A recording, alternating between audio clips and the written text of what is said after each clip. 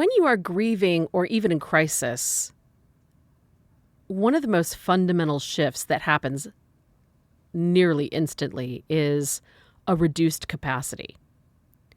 And what I mean by that is you have reduced capacities to understand, you have reduced intellectual capacities, your reduced capacities to see options, to even pick the right thing. Our brains are shutting it down because we're going into survival mode. And that hyperfocus and that kind of narrowing is a very, very important survival skill. I think it's a beautiful thing. But there were long-term effects for me. My brain did not work the same way, which was a big shock to me. I am known for last minute, hyper-focused. I always can get it done. And I don't know, I think it just really rewired the neurology of my brain. My emotional availability is different. My physical exhaustion was different. I'd probably been an insomniac for maybe, I don't know, probably 15 years, 10, 15 years. And the crisis solved my insomnia instantly.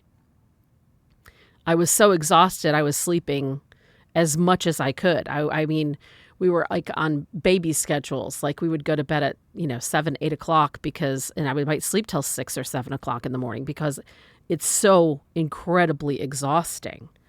My work energy reserves were different. My ability to have attention and focus, clarity, those things in the general sense were all affected.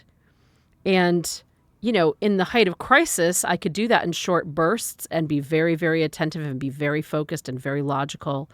But my resilience really suffered.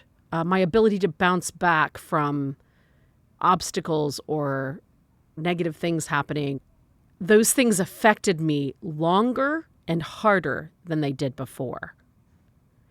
And there's a rawness of just how much energy is directed at crisis and grief.